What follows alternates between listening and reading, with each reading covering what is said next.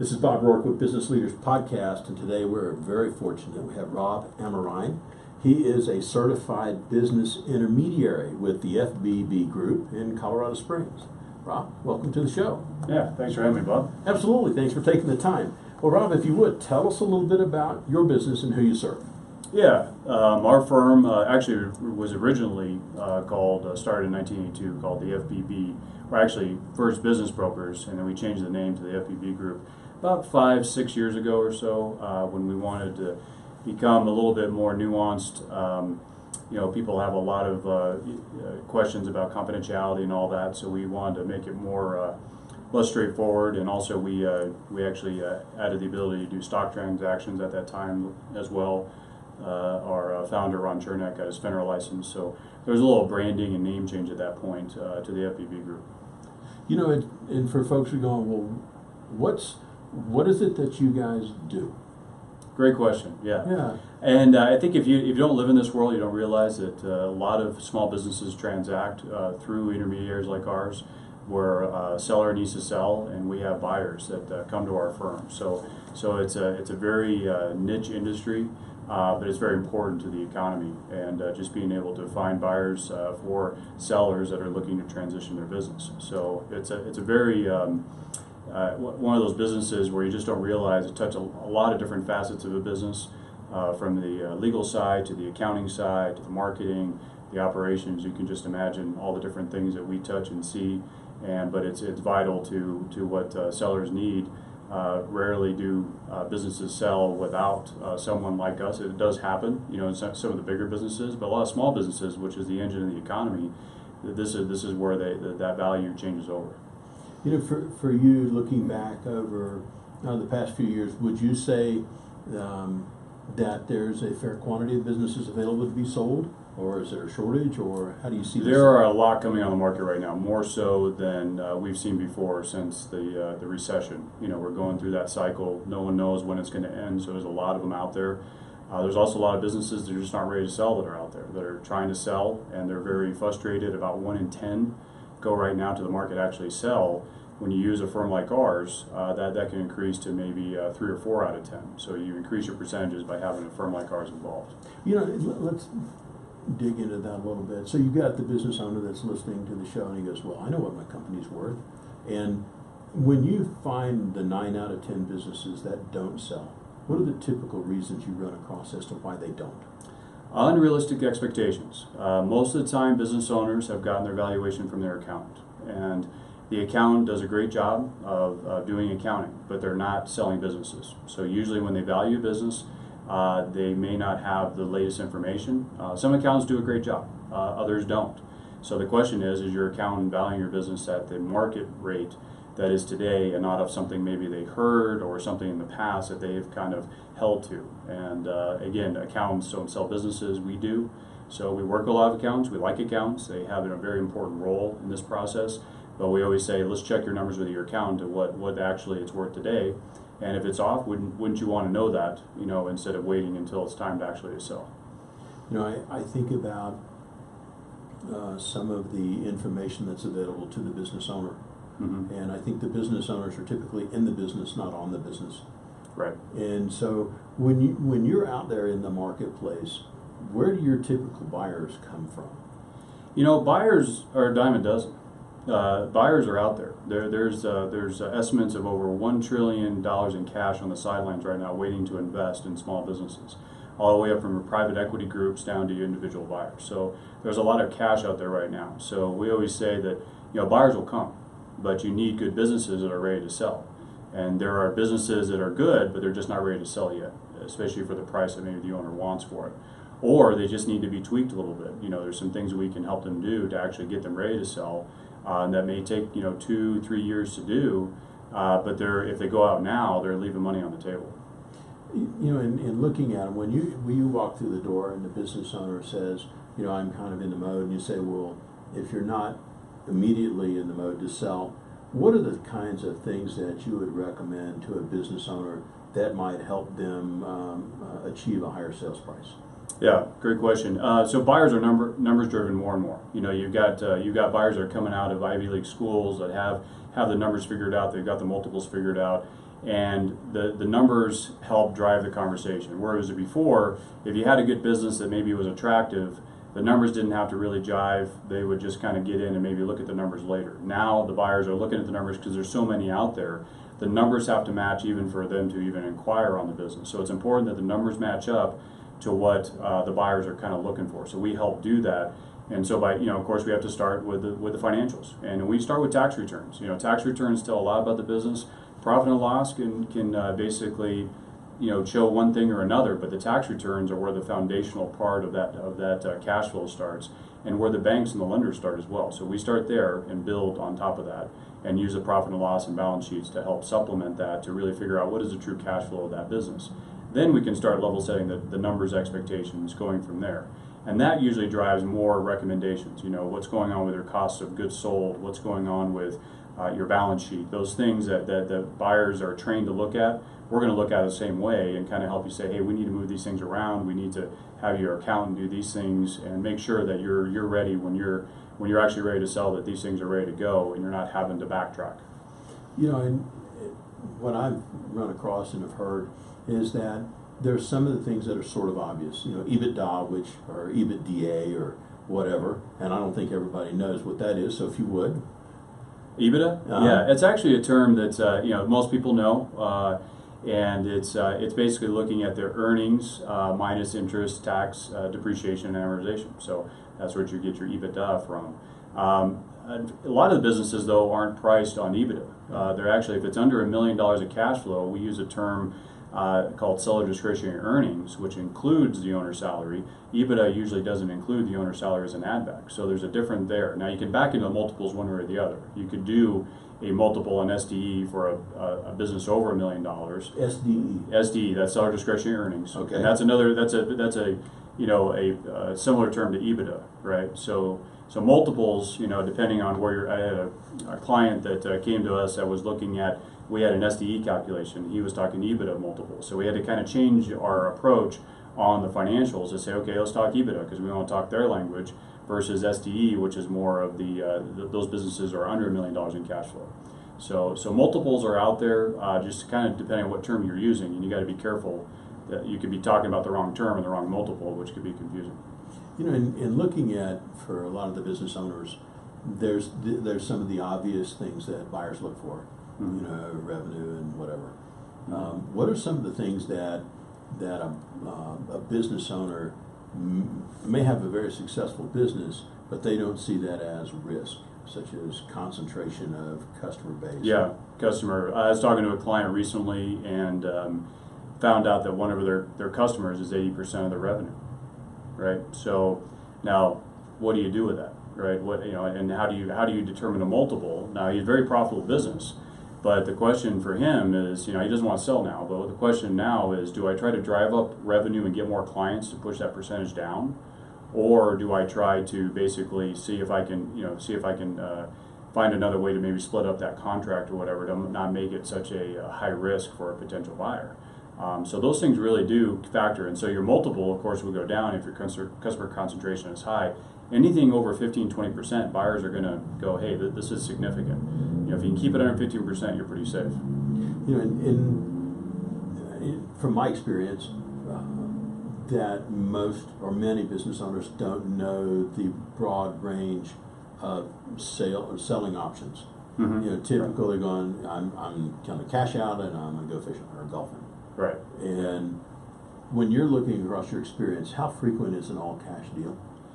Well, we pride ourselves at getting all cash for our clients. The last 2 deals I've done have been all cash, which has been great because seller carries. Now, with the new SBA rules that came out January 1, the buyer equity required dropped from 25% down to 10%. Now, a lot of banks are going still higher than that, maybe 15% or so. But that kind of made up the difference of what we're seeing, some of this 10 to 15% seller carries that would come with SBA loans. That's pretty much gone away. We haven't done a deal this year that has gone through SBA or even your private financing where a seller carrier was really a big part of it. So now that I think the SBA has kind of made those changes to help bring that in, so they're financing it instead of the seller. That gives the sellers a little bit more money in their pocket up front. versus having a 2-3 year standby where they have to wait a couple years to start getting paid on their seller carry. So it's working out pretty well. You know, I think about the nature of our discussion so far. You know, and I think about the business owner that's going, I think I'll just sell next week. What's the proper time for a business owner to start working with you guys if he's thinking about or she's thinking about selling?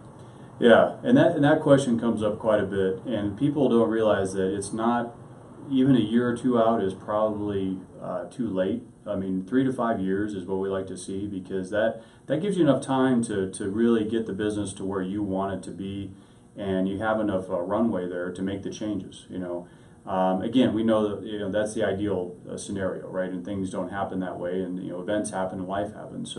So we like to see that. Now we can kind of do some retroactive work sometimes with your accountant and kind of move things around a little bit to help you get the business ready to sell. But what we're trying to prevent here, and which is why I volunteer with the SBDC and other organizations to basically try to get in front of that. SBDC. SBDC, the Small Business Development Council. Okay.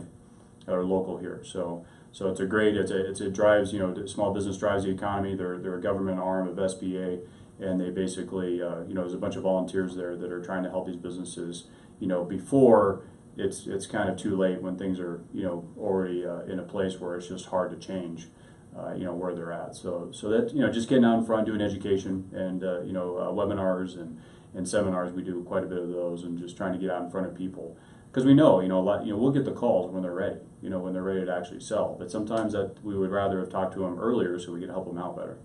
Typically, when the business owner reaches out to you guys, what's the reason typically that they want to sell? Right now, I have this baby boomer generation. There's a lot of burnout, and this burnout happens at any age. I think it's just when the business owner has gotten the business to where they wanted to get it. I closed on a business last month where they had gotten the revenue to $1 million. They were doing great cash flow off of that, and you could just tell they were done. Now they're in their mid-40s. Right, so they're not retirement age. They were just ready to move on, and they felt they got. And I agreed with them. I think you've gotten the business to where it needs to go. Now it's someone else that needs to come on and take it over and go to the next level. If I was to talk to the past business owners that have engaged you guys to help them out, what do you think they would say is your chief value add to the process? Wow, it's a good question. I think depending on how the transaction goes, and how much what they're having to do in the transition. The transition is that critical point, where you close on the deal. Everybody is looking forward. You got a new owner. The other owners are maybe retiring and moving on, but now you've got employees. Now you got this transition piece, and there's a lot of stuff that can go on there, in that. So it's really us, not only just getting them to that finish line, which is an important part, but also what happens after the finish line and what happens to that business. Because we know if that business doesn't do well, and just because someone could write a check for it and buy the business, if that business isn't set up to do well, that's not going to help anybody. You got a legacy of those people that are selling, and the fact that their employees are being taken care of, and they can, a couple of years later say, hey, that was a great deal, your business is still going well, and the fact that drives the economy as well. I mean, we don't want to set up businesses to fail. So we do everything we can to help in that transition, and then of course we make clients out of buyers, right? They come to buy, and that's something that's been happening here in this firm, and I've seen it, firsthand, where buyers of ours years ago then become sellers because they knew how important the process was and our involvement in it. In the worst case scenario, that's where you have those quantity of businesses that come to market and don't sell. And if you're that business owner sitting out there and going like, well, I'm just gonna, he attempts or she attempts to do it by themselves, it doesn't work out. What typically is the fate of that business that doesn't sell? Well, like we say, it's and there's a lot of buyers out there that come to our firms, but they also go direct to clients, and they try to get them to kind of come off and start working. I was talking to a lady yesterday, has a great business. I think it will sell very well, but she got pretty involved with a possible acquirer, and they just kind of milked the information out. And we always say that if you're working with one buyer, they're in the driver's seat. You work with multiple buyers, you're in the driver's seat, right? So we try to help people understand.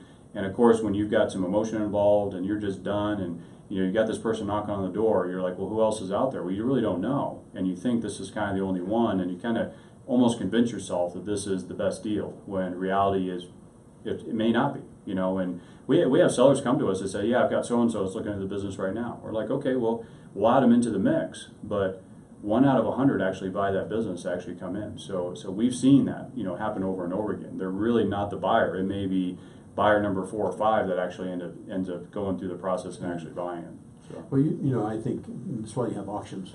You have multiple buyers for a single deal. And so, in looking at a business owner, and he goes, you know what, that makes a lot of sense to me. I want to talk to you guys. And said, it may be that I want to sell my business in 3 to 5 years, maybe not. Mm-hmm. How much time on a monthly basis do you think getting the business ready would entail? Not that much. It's just some, and there's some very obvious things. I mean, that's the thing. It's not about trying to say, okay, I'm going to give you 10 things that you never have thought about before. It's going to be, 8 out of 10 of them you probably thought about, but there's 2 things that you didn't think about, and you're going, oh, I didn't even think about it that way, right? A good example, if they own real estate, how's their market rent, right? And it's like, well, I'm not paying myself rent. Well, how do you think the new owner is going to look at that? And what is market rent? Well, I don't know. Okay, well, we have to look at that, and that drops the price of your business. If you're not realizing that expense, and so they don't think about it that way. And then we always like to provide people options. So if they have real estate and the business, is the real estate is selling the business better, and then having the real estate as a good retirement kind of revenue a good idea, or can we combine them and do both and get a good chunk of change over to you that you can then reinvest somewhere else versus being a landlord, and what's the best scenario there? How's that work together? So that's a lot of those come into play where we just want to find give them the most options and then help them kind of tweak that along the way as they're getting ready to sell. So that's why I say 3 to 5 years, because you can make those adjustments. You can move the real estate into a separate LLC and have that set up. You can, go to your accountant and say, okay, we've been kind of saving our taxes here in these areas, but I need to start reporting this to the bottom line because there's about $100,000 in this business that I, are kind of up in this area here in expenses, but it's not profit. So the banks don't like that. So let's start changing that over so we show us profit, pay the taxes on that, and then realize the 3 times multiple, 4 times multiple on that revenue. 100,000 turns into 300,000. And now you pay just a couple more, maybe a couple $1,000s in taxes over the next 2 years. But that's a good return on the change in your investment and how you're reporting your numbers. If you're the business owner and you have what's effectively a lifestyle company, make a good income and you get to do what you want, mm-hmm. and you have a number of things in there, the company car, the company airplane, and from the potential buyer's perspective, how do they view those types of items in a company? Well, I think most buyers expect it, right? Because that's the joy of owning your own business. You can do that, and you have some latitude there on that. So to a point, you expect it, but then sometimes you can get a little bit too much, right? And then you have the lender involved, and the lender says, well, wait a second, what's the real cash flow here? And you start casting doubt on some of the financials. So we try to shore that up and just basically say, okay, these are the real ones. But when you start adding your 10-person family cell phone into the mix, right? And you got friends and family, involved and all these other things. You kind of go, well, can we make those adjustments now and kind of move that out?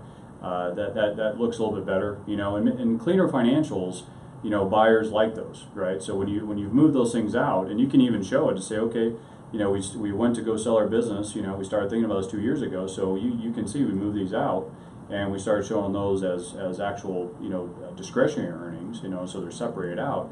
Then, when you go for the appraisal with the bank loan and everything else, they say, okay, that's easy to see versus having it all kind of wrapped up here and it's nebulous and what is the real detail here. So, for that business owner is going like, what, I just had somebody call me on the phone and they are interested. I have an unsolicited offer mm-hmm. for my business. What advice would you offer to them if that happens to them today? I would say get a valuation on your business as soon as possible by someone other than your accountant, someone who sells businesses. Now there are appraisers out there, but those are usually used by banks, and those are going to run you $10,000, $15,000. Which does it really make sense to spend that every time someone knocks on your door? I don't think it does. And that appraisal is based on a lending criteria. Yeah, typically, and they'll write, you know, a 20, 30-page report, and they're great. I mean, they show you a lot about the business, but it's overkill for what you really need. You just need a kind of a range of value of what is my business really worth today as that benchmark. And if you say you do that every year or two, then you can kind of just start to see the trend a little bit more. So that's what I would recommend, to say, you know, get a business valuation from a firm like ours, where you're basically able to say, okay, I think my business is worth this. Then you can really say, is this a good deal or not? And a lot of times we'll get approached by sellers who say, hey, is this really a good deal or not? And if it is, can you help us negotiate, right? There's nothing wrong with that versus trying to go to market and finding other buyers. Maybe it is the buyer that you want to use. You know, I have a client right now that's doing that, and you know, they're looking at a you know, multi-million-dollar offer, you know, but they're kind of saying, hey, can you help us negotiate with this you know, one possible acquirer? And that doesn't go, maybe we go to market. You know, so there's ways to figure that out, to make sure you're represented. You know, a couple of years ago, I kind of put together a, you know, kind of a graphic on this idea of a business. You know, it's not a linear process, right? There's so many different starts and stops and everything, and it's more of a maze. You know, you're kind of going through it, and the whole thing on this was to say there's a lot of dead ends in selling your business, and you really shouldn't go out alone. You know, if you understand good business, you understand that you need to be running your business while you're doing this and making sure you keep your eye on the ball. Having someone that is your advocate. I always say, you know, you want to pay people for what they're good at. That's, you know, if you're good at running your business, you're probably not good at selling your business.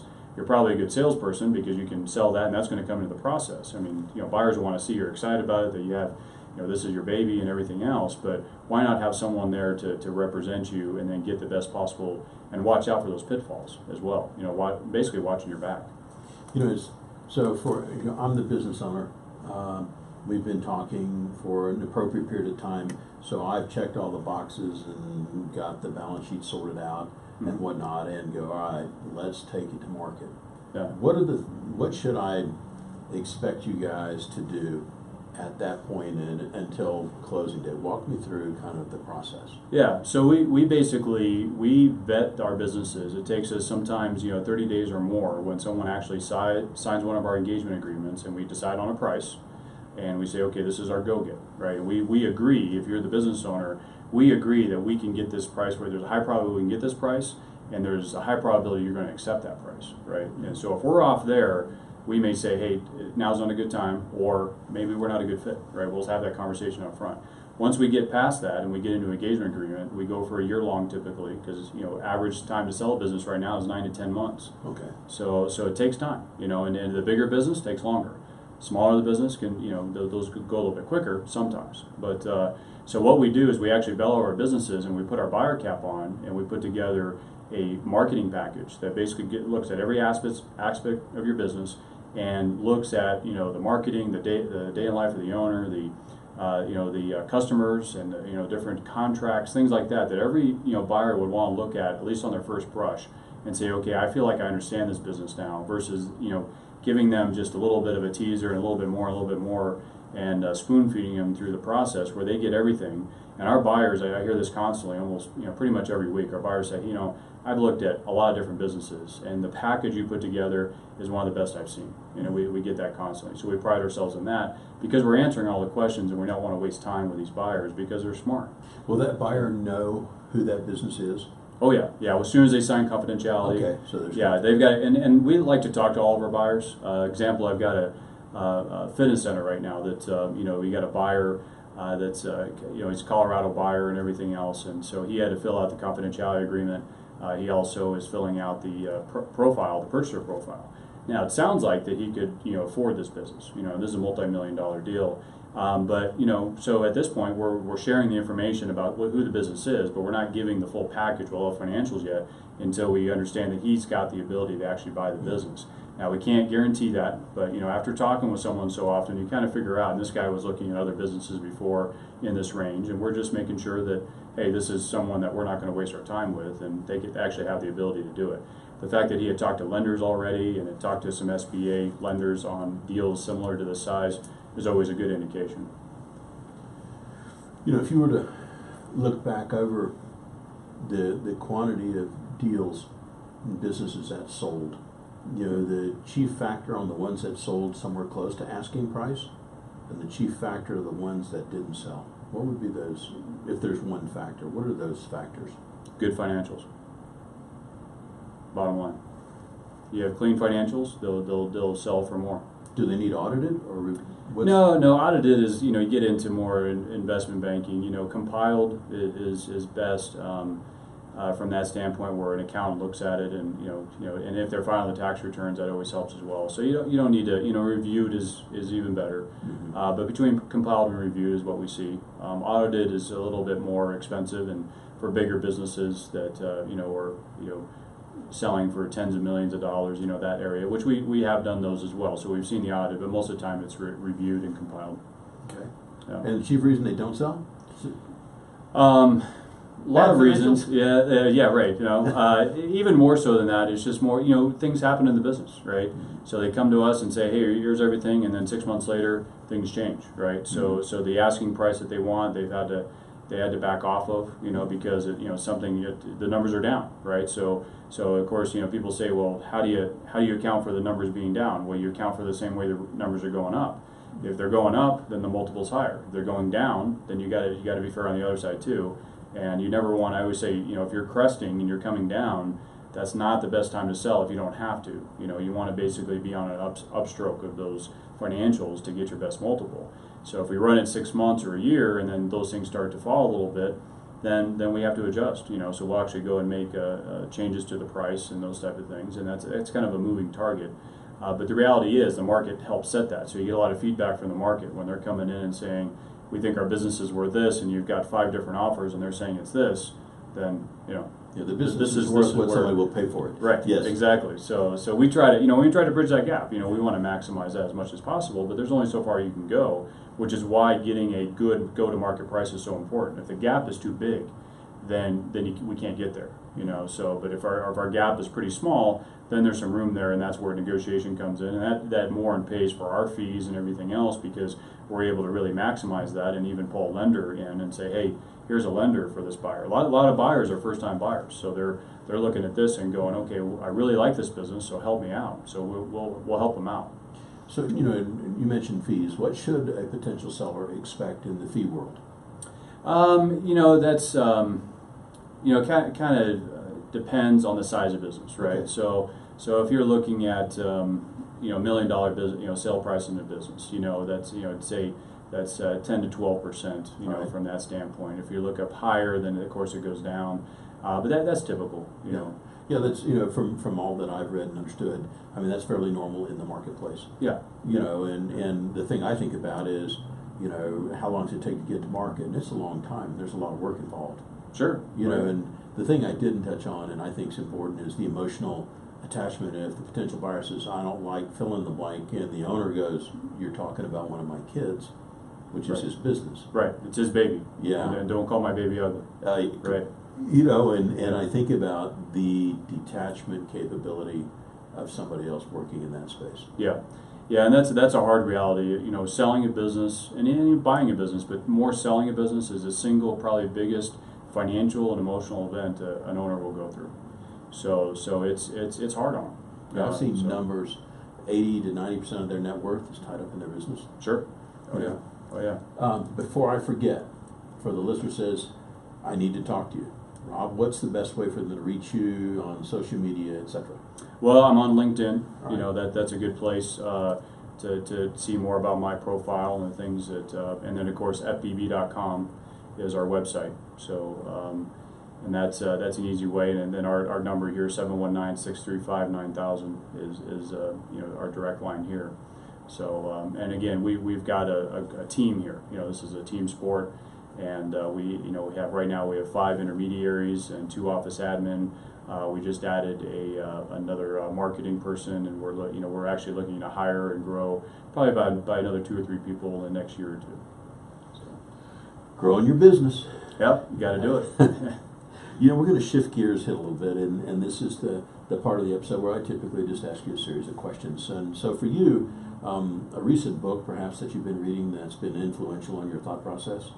Yeah, and I wouldn't say it was recent. When I bought my first business in 2004, And I didn't set out to buy my first business. In fact, I was working for the business, and then the lady came to me and said, "Hey, I'm selling the business." And I'm going, "Oh, thanks a lot," right? And I was like, and I just started working for her and quit my other job because I figured I could work from home and have that flexibility.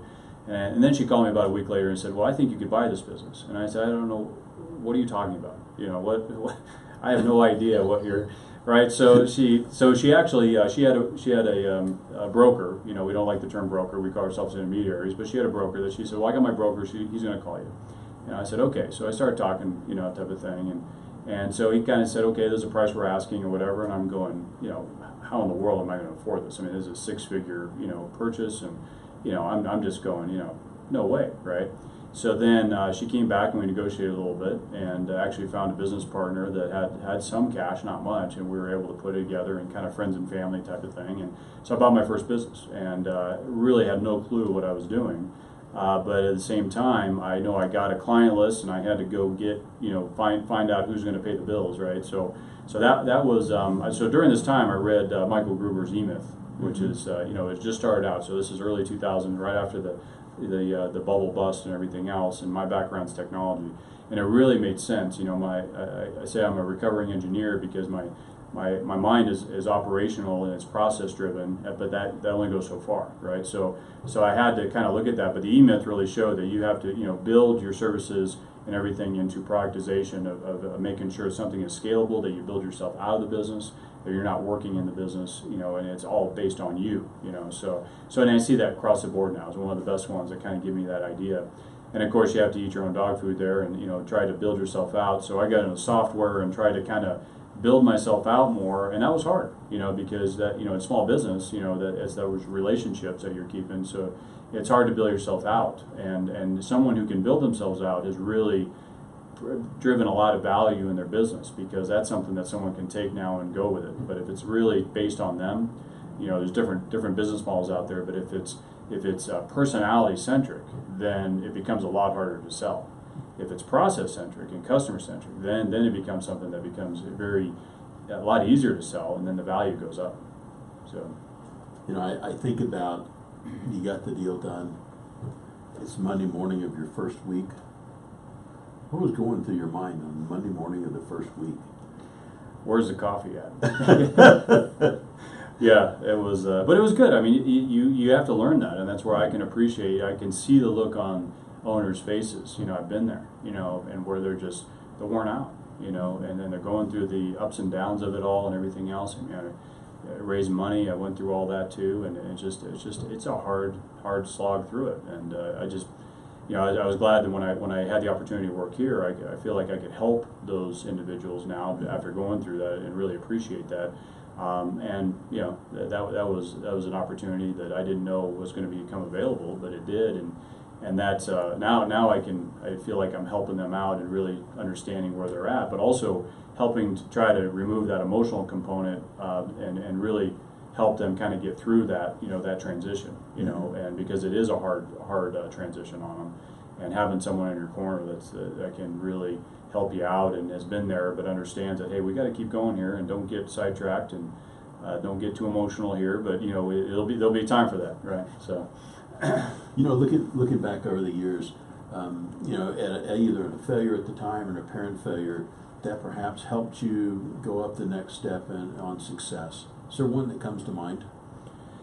Yeah, I think you learn more through your failures. I really do, because you know, success it's nice when it happens, but it's actually more through your failures. You go, wow, you know, I didn't see that coming. Right, so and that's a whole life thing, right? There's I think there's failures in business, there's failures in family life, there's all these other things that you have to say, okay, you know, that through my failures I actually learned more than I would have had I been wildly successful in this one thing. And I see the guys that are wildly successful in some of the other things they've done, and you got to wonder, it's like, well, have they really learned? And you don't know if they learned until they really fail, and you go, okay, you know. Now let's see, right? Can you repeat? Right? Can you do it again? And to your point, I mean, I've seen people be very successful in one endeavor where they've just hit it out of the park, and the next one, it doesn't even get off the ground. It's a complete failure, and then it's like, well, what happened? I don't know, but it didn't work. Wasn't their niche. Yeah. You know, thinking about putting an ad on perhaps page 1 of the local Colorado Springs Business Journal, what would it, you know, what would be your message to the business community if you could put an ad on page 1? Oh, wow. Or advice?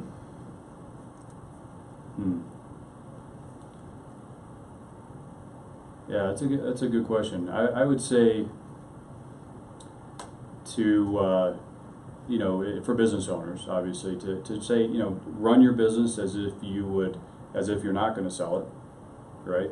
You know, just don't think, oh, I'm selling it, and kind of pump the brakes and say, okay, well, I'm selling it now, so I'm just kind of lay back a little bit, and then a couple of years down the road, it's like, yeah, maybe I should sell it now, you know. So you kind of have this drifting that's going on. I think the people that are really they keep the gas on, you know, as they go through it. And even we tell them, it's like, look, even when you come to us and you're on the market, keep the gas on. It's not over till, you know, till you get those the check, right? So that's an important thing. So I think it's more of a doing good business, you know, making sure that your numbers are good, you know, and you know, making sure that it's something that will go beyond you, you know, building yourself out, you know, going back to what I said earlier. Instead of making it about you, make it about, you know, more than you, of just the employees and the people that you're employing, because they need something there. And if something were to happen to you, is your business going to continue, or can it not continue? I had a client in here just recently, a great publishing business that they have. It was actually out of state. And, you know, this woman's father died, you know, and now the business, they're not sure what to do with it, because it was all based on him, you know. And so they know there's value there, but they're like, okay, what do we do? Do we build it back up again? What do we do here? You know, so it puts them in a very bad position. And that's you know, don't hold on to it too long, right? You know, So, it's, you know, I've heard that, you know, if you're thinking about selling a business from a buyer's eyes, that's just a good way to run your business. exactly. Yeah. You know, Put your buyer cap on. Yeah. Yeah. If you were going to buy this business, yeah, that's and that's what we do. We put the buyer cap on at arm's length from our sellers to say, okay, let's really look at this from a buyer's perspective, and then you can kind of get some feedback there, because it's hard to step away from your own business, because of course you have the vision, you have the insight, you have all these other things, and it's like, well, it's really easy, but to a buyer, they're going, hey, I don't know all that. I don't know everything you do, because you've been running this for 30 years, right? Mm-hmm. And the relationships that are there too. You know, can you really pass on relationships? That's a hard thing to do. But there's ways that you can you know, monetize that and put things in place to set up the next owner, whether it's a family member or an employee or someone else. However you're going to do it, those processes and institutionalizing those things in the business really help them for the next, you know, whoever's going to take over. You know, looking at allocation of your time or efforts, what do you think the time or initiative that you put in place has helped your company or your efforts most, and why? Yeah, that's our thing in this business. You have to look at a lot of different opportunities and really talk to a lot of people to kind of figure out which ones are worth spending time on, and others. I boil down to, you know, if I can help them, great. You know, that may be just a quick call or a quick meeting, you know, an hour meeting, and then that's it. Or it's an engagement where we're, you know, working together for 2 or 3 years. You know, just understanding how far I can go to help them, and then at a certain point you got to say, okay, I can't help you anymore. You know, I need to, you know, we all have, you know, limited time and availability, so we need to move on. But it's amazing how much, if you just focus in and say, okay, let me just talk with you and see where you're at, and then go from there. And that seems to work pretty well. But then you go, you know, and chase ones that are actually you think you can help, and the ones you can't, you just let them go. You know. You know, I often think that, you know, for the listener out there going, wow, should I call or not call? My advice, and I think you would mirror, is the worst mistake you can make is by not reaching out. Yeah. Reach out, talk, have a cup of coffee. Yeah, reach out, and also realize that our job is to keep confidentiality. You know, it's not, you know, the internet out there, you know, a lot of people think, oh, someone's going to find out, whatever else it is. That, you know, we understand that the confidentiality is big. You got employees, you got customers, everything else. But as you said, the worst thing to do is just wait too long, because that way you can at least have the conversation and kind of know where you're at, and then realize that confidentiality is every business owner has to deal with that. You know, well, you're not alone. And you know, from the employee standpoint, if you're in your 70s sneaking up on 80, the employees recognize you have an exit strategy. Right. one way or another. Right. You just yeah. Which one are you gonna? And that goes to holding on too long. I mean, things are good right now, right? Mm-hmm. And so a lot of that, and we're seeing a lot of businesses like, well, maybe next year, that type of thing, and we understand that. But at a certain time, how long is too long? And I can see that in people. I mean, I've been working with some of these clients for 2 or 3 years, and they've been talking about retirement, and they've been talking about moving on, and for whatever reason, maybe their spouse or whatever is just not on board yet, and of course they want to, but they don't want to, and everything else. And I say, you're really, you're taking a risk here, because if something were to happen with you or them because of health or whatever, then what do you have? You can't run fast enough on the other side. Right. Exactly. Once you pass the peak, yeah, better approaching the peak, yeah, than trying to time the peak. Exactly. And then we're seeing this M&A cycle right now. I mean, we're peaking, and we've been peaking for a while. So where is the summit? No one knows, but is it the next year or two that and I think we'll see minor corrections, through the next couple of years, and I think we're seeing that even now. But at the same time, there is. You've got the economy and the market doing this, but you also got your individual piece of it that needs to be addressed, and that's when it's really hard, when you've been talking to them, then you get the call and says something's happened, and now the spouse says, okay, what is it worth now? Yeah, can you sell it next week? Right, and you go, oh, if you had just come to us a year ago, we could have, that would have set you up. You would have had much more to work with. You could put that in the state. It would have been a lot better. But they just held too long. So, if I was to talk to folks that know you well, what's the most unusual habit, or what others may consider out of the ordinary, that's helped you with your business?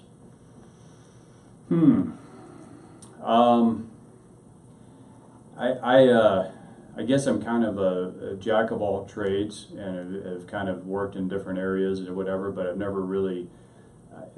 Actually, I really enjoy what I'm doing now, but I get bored easy, so that's why I like the constant change and things like that through all this, that's probably the main thing I think people would say, is that there's a lot of different things that I could do, but finding something you enjoy, where you feel direct connect with people that you're helping, is, I think, important. So you can see that tangible evidence of what you do every day. You put me in a cubicle. I was at Lockheed Martin working in a cubicle on those little program or whatever, that was a model that and I just it's like you couldn't get me out of there quicker. I stayed there for a while, thought I could make it work, but I just didn't like the cubicle life. So but of course I'm an engineer by training, so how does that work, right? So, well, we'll make allowances for the engineer side of the house. I have engineers in my family. Yeah. Oh yeah. For you, over the past few years, what belief or protocol have you put in place, you think, that's helped you the most? I think just giving everybody a shot, not making any assumptions too much on where people are at. Just really finding out what really is they're doing. And then really looking at what's in their best interest. To be able to kind of switch it around and say, okay, if I was them, what would I want to be doing, and is what's in their best interest, not necessarily what's in mine, because this is a long term. I was talking to a guy the other day, and it's like, you can be in this business and just try to turn and burn, on transactions, and try to get as many as possible, and then you're kind of leaving a wake of some relationships in the background that just would never work with you again. So that, I think that's what's important in this business, and how this firm was founded. That either repeat clients and things like that, we're not there to just turn on that. I mean, we need to get paid for what we do, but we also want to make it the right time. So we need to insert patience and understanding of where, okay, we like to close by the end of the year, but if we don't have a good buyer, or this buyer looks like they're going to not treat the employees well, or not going to give us the price that we want, even if we try to negotiate with them more, then we just need to move on and be patient in that process, knowing that when the time is right, it's right. Mm-hmm. Right thing to do is the right thing to do. Yep. For you, with all the businesses that you've seen, what advice would you offer to that new business owner that's walking through the door as the new business owner for the first time? Build your business from the very beginning to sell it. Even if you're going to keep it forever, right? Say I'm going to keep this, and I'm just going to run it till I'm done. not going to even retire. I'll just keep it going. Just build it to sell. And if you do, then you have options. You want to keep it, great. And typically it'll run better if you sell it that way. Right. You know, spread clients, good books. Yep. You know. Yeah, build to sell it. So that's with that in mind. And sometimes, you know, when you buy a business, if you're starting from scratch, there's things you can put in place, processes and things like that are best practices. If you buy a business, a lot of times it's fixing those things that the previous owner didn't have in place. So, but either way, that's building it to sell and really looking at from a buyer's perspective, you know, at least periodically is important. For you, what do you think is the most common misconception about your role as a business intermediary? That we don't do much, I guess. And you know, that's something that after being here as my 5th year coming into this, I realize there's so much that we do, but we're actually admittedly not good at showing that to our clients, because there's so much activity, there, you know, calls and emails, and you know, looking down this, you know, with this buyer and talking with them and realizing, okay, that's not going to work out. Let's move over here, you know, that type of thing. So actually, we're actually getting ready to move over to new software that's going to give our sellers a view into all the activity that we do. And if you're familiar with a Gantt chart, you know, all the different things that we do in the milestones to get from here to here. And you look at that, and once you really lay it out, you know, people go, wow, I had no idea. And it's like, well, you had no idea because we couldn't show you what that looked like. But there's a lot there, and so that's probably the biggest thing that people realize is that, you know, we kind of sit back and wait for the phone to ring. You know, sometimes the phone does ring, and that's one way we get, you know, deals, you know, buyers that come in because they'll inquire on something, and then we're off to the races, and you know, we're working with lenders and all that. But at the same time, there's a lot that goes into it, and you just understanding all those nuances, and we need to do a better job as a firm to help show people that, you know, and show the activity behind what we do. Can you imagine if at the end of the transaction you presented a bill much like the insurance company does after an automobile wreck? There's 3 bolts, 2 fenders, 1 washer, right, and all the stuff on this, what you've done, you kind of go, it would be a mountain. Yeah. Well, we try to avoid accidents, but you know, so but that's exactly it. And we have marketing reports that show, you know, views and clicks and inquiries and all these other things, and a lot of notes, and you know, we have an internal database where we try to put all that into, but it's very hard to get that to the surface. So it's easy for someone to kind of see as a summary of things like you're talking about. So again, with this new software and things, and my background's in technology, so I'm like, you know, we've got to get to the point where we're showing this more, because I think the more we can show it, the more people realize, and they realize if they've had a bad experience with another firm that claims to do what we do, they can go, okay, you guys aren't doing what these guys are doing. Right, mm-hmm. So that way it's a direct connect. They can see it, it's tangible, and then there's accountability, you know, in that. Absolutely, so, yeah, absolutely. You know, looking back over the past few years, what would or should you have said no to, and why? Well, my first couple of years of doing this, I said yes to things I shouldn't have, and then, you know, I really got to the point where it was frustrating, you know. And here you spend a lot of cycles, and of course that's the thing too. You do all this activity, and then nothing comes of it, and you don't get a paycheck, you don't get a commission, and it's all for naught, you know. And that happens, you know. Not to say that doesn't happen still sometimes, where it just doesn't work out, and it's back to the drawing board. But saying no to businesses that just aren't ready yet, or the motivation's not there, you try to discern. Okay, someone really, you know, because we can't force someone to sell. They can come to us and say, I want to sell my business, and we, you know, provide a great buyer and everything else, and they go, yeah, I'm going to keep it, or I'm going to sell it to, you know, my, you know, an heir or someone like that. You know, we can't prevent that. You know, so it's just kind of understanding what really motivates them and what they're trying to do, and does this make sense? And so we say no to a lot of businesses, or at least no, not now. And here are some things that maybe we need to work on in order to get you to where we think it would be, and just kind of testing that out. And we don't have the ability to know everything there, but you know, we can get a lot better at doing that and saying, you know, this is a good business to sell because we've gone through the process enough to say, you know, you touch this process enough, you kind of see what works and what doesn't, and it just takes time. You know, for you in the day-to-day operation, many folks have a personal habit or self-talk that keeps them going, gets them restarted, keeps them centered. Mm-hmm. What's yours? Again, I go back to just always doing what's in the other's best interest,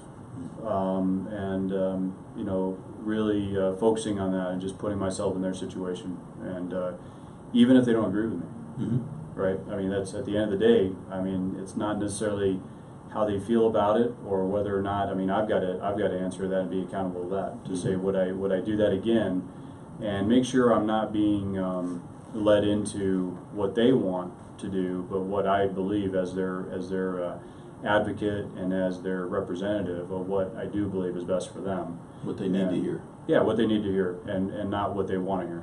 Yeah. And you know, I would like to, you know, have it where what they want to hear is what they need to hear, and I agree with them. But being able to say, no, I don't agree with you, and here's why, and be able to back that up. It's not just a feeling or a hunch. It's based on what I'm seeing that they can't see. You know, and that's where I think accountability comes in, because you can't see, you know, the neon lights going off behind you, but someone else can see it. You know, typically when you sell a business for the owner, how many in a guess, how many of those business owners have sold a business before? You have some serial, you know, owners who kind of go through. Those are few and far between. Most of them, again, this is something they got into. They bought the business, and this is something they have never done before. They bought, you know, kind of came into the business. They started from scratch, or they bought the business and then have gotten it to the point they're at. So they've never done it before. And I warn them. I said it's going to be hard, you know, and you know there's going to be some emotional things that come in that you had no idea were there, you know, and I continually see that. So when you see it, you go, yeah, that was it. And then you remind them and say, hey, remember we talked about this? You know. Well, you know, I think about, you know, like if you're tasked with getting a medical procedure of some kind, mm-hmm. you know, do you want the surgeon that's done it once? Right. Or the surgeon's going, well, I've done this hundreds of times. Right, exactly. You know, or the old pilot and the young pilot. Give me the old pilot, thank you very much. Right, exactly. You know, and I think about that, and I don't know that business owners necessarily frame it that way.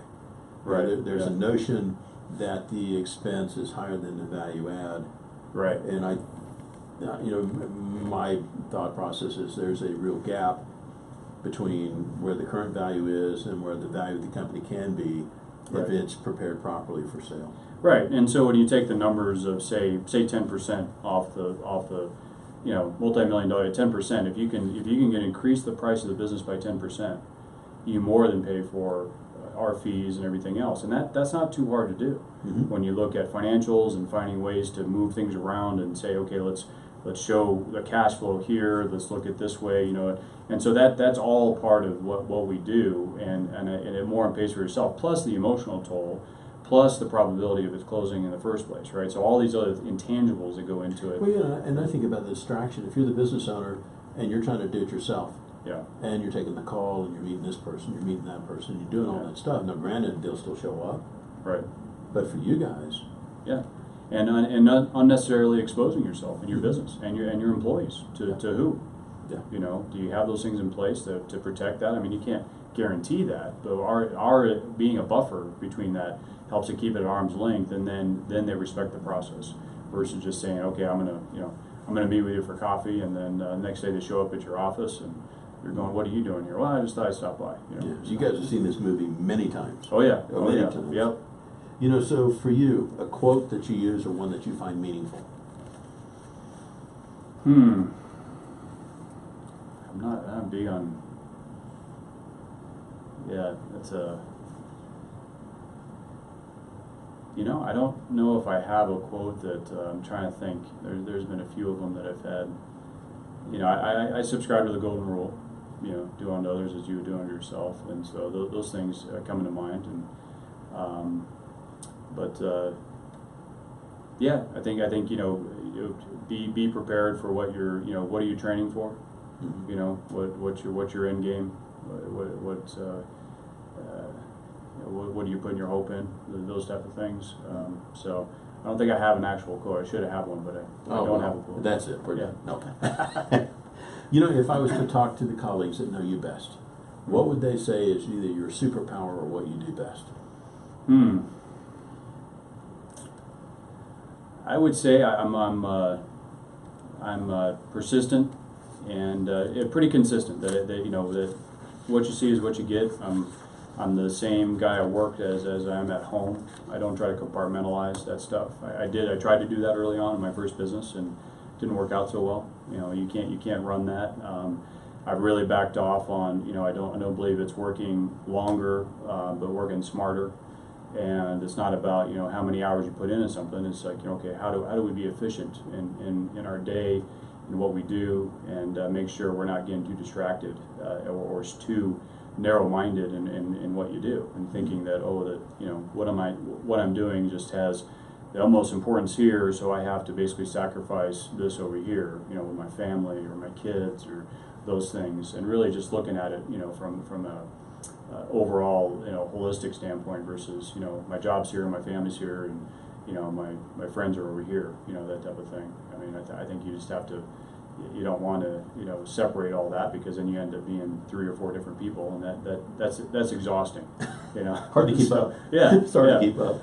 Well, Rob, I can't tell you how much I appreciate you taking time out of your busy day to be on the podcast, and thanks so much for your time and insights. Yeah, I appreciate it, Bob. Thanks for having me. Absolutely.